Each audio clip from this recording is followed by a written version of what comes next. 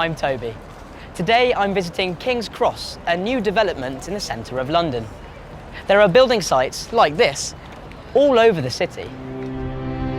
Traditionally, most of London's buildings weren't very tall.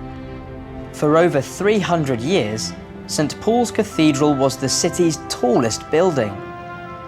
In the 60s and 70s, some property developers built towers, but for most of the 20th century, London's buildings weren't as tall as other major cities.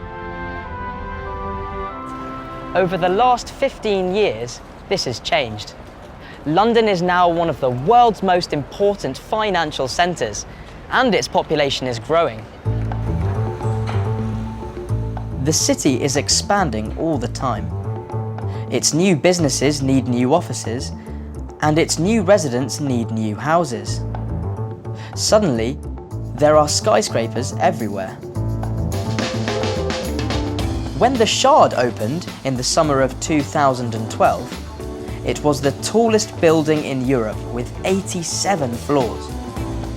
It is over 300 meters high, has 306 flights of stairs, and on the outside there are 11,000 glass panels. Like many of London's skyscrapers, the Shard is a multi-purpose building. It is a home, a workspace, and a tourist attraction. It has offices, apartments, several restaurants, a 5-star hotel, and at the top there's a 360-degree viewing platform. This is another iconic London tower. Its official name is 30 St Mary Axe, but everybody calls it the Gherkin because of its unusual structure. It isn't the tallest building in the city, but it's an important part of London's architecture.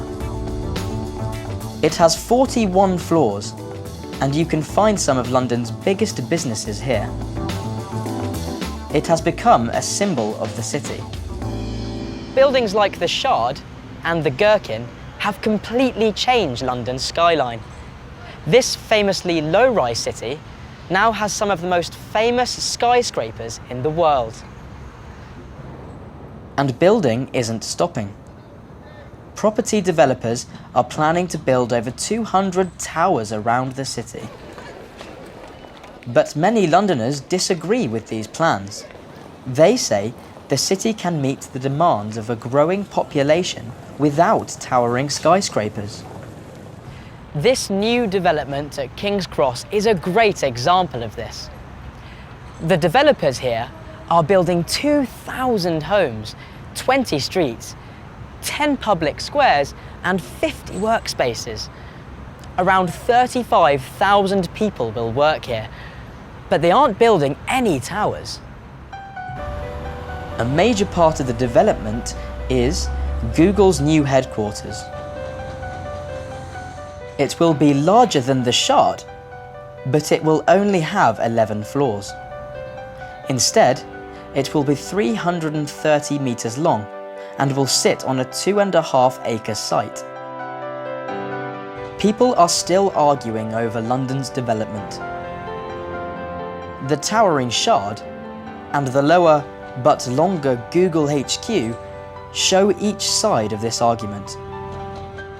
People will probably never completely agree on this, but it will be interesting to see how London's skyline changes in the future.